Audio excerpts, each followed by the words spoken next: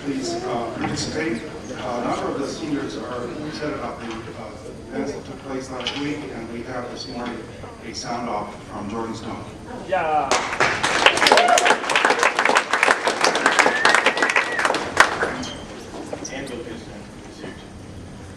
Good morning, Burroughs School.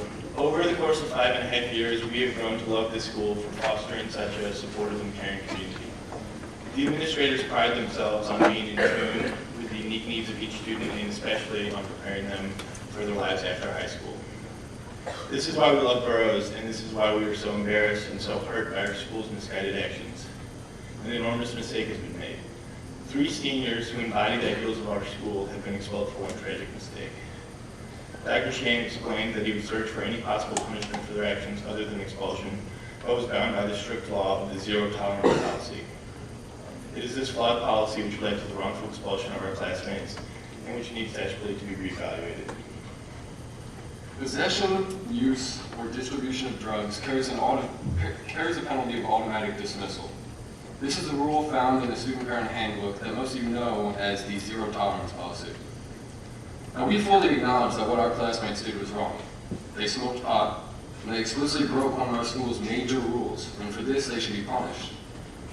We are baffled that a student who illegally purchases and consumes alcohol and then attends a school function dangerously drunk receives a 1-day suspension.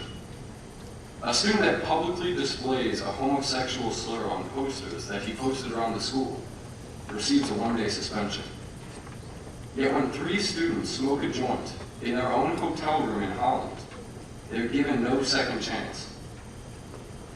One would think that the severity of a punishment would parallel the severity of the crime, that it would consider the danger involved and the pain that crime caused the Burroughs community. However, when we examine these 3 cases, we see that none of these factors are taken into account.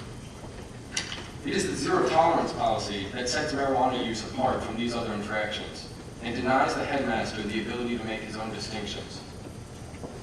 In a school where students are taught to think for themselves and challenge convention when it seems wrong, it is unacceptable that such an indiscriminating rule determine our most important decisions. I've seen how this punishment has affected my family.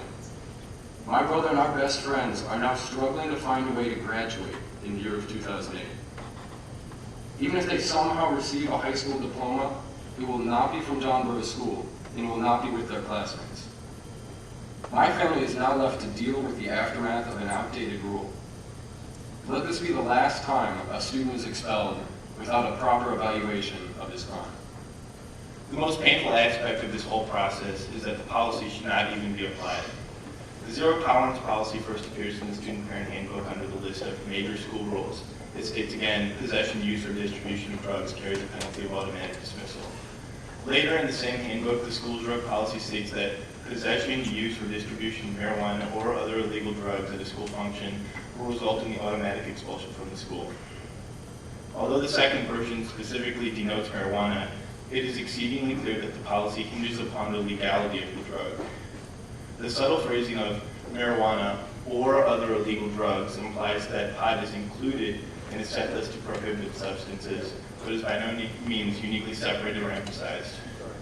Marijuana is included in this list only because it's assumed that it falls under the broader category of illegal drugs. Were marijuana not illegal, it would not belong in this category and would not be found in the policy.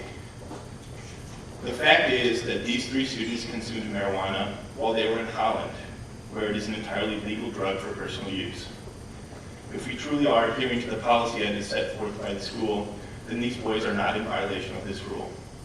We aren't condoning the thoughtless actions of these boys, as they willingly accepted 2 Dutch boys' invitation to share a joint, and they disregarded direct orders from their chaperones not to smoke marijuana.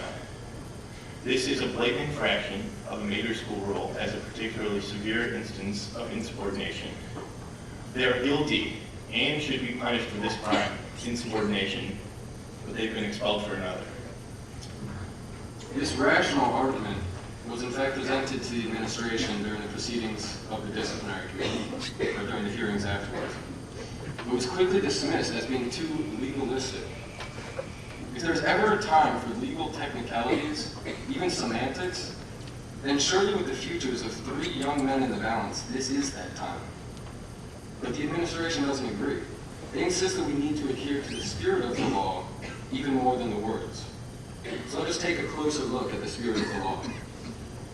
It seems to me that the only way to determine something as abstract as the spirit of a policy is to examine where that policy came from and try to understand why it was written in the first place.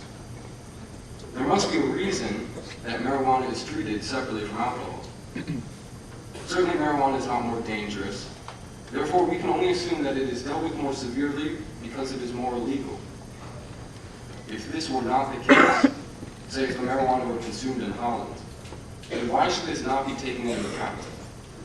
Once again, we don't suggest that what Charlie, Nick, and Andrew did was not wrong or that they should not be punished. Rather, we suggest that the zero tolerance policy was only intended to apply to the illegal consumption of drugs. Both the words and the true spirit of this policy demand that it not be applied in this case. All of these arguments have been presented to the administration, but have fallen upon deaf ears. It claimed that it would do whatever it could to help these boys, but even when given second chances was the logical choice, it chose expulsion. Perhaps there was not enough time to make a proper decision. Our friends arrived in St. Louis at 8 o'clock on Monday night, and by Tuesday afternoon were no longer members of our class. Several parents pleaded that more time be taken for deliberation, but these requests were denied, perhaps because the decision had already been reached.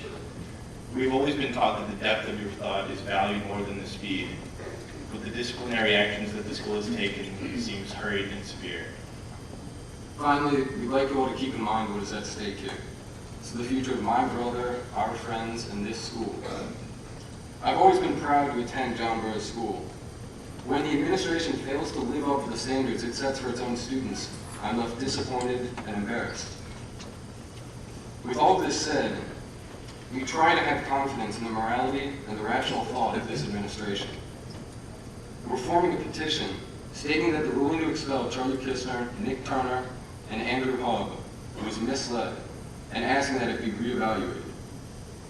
Having already ignored logic, the only graver injustice would be for the heads of our school to ignore the voice of the students as well. Thank you.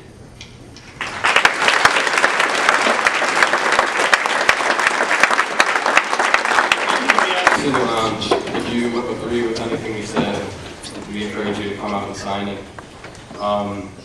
We also encourage you to let anyone in the administration know personally how you feel about it, if you do feel one way or the other. Not being annoying, but feel free to let them know in person. Thank you.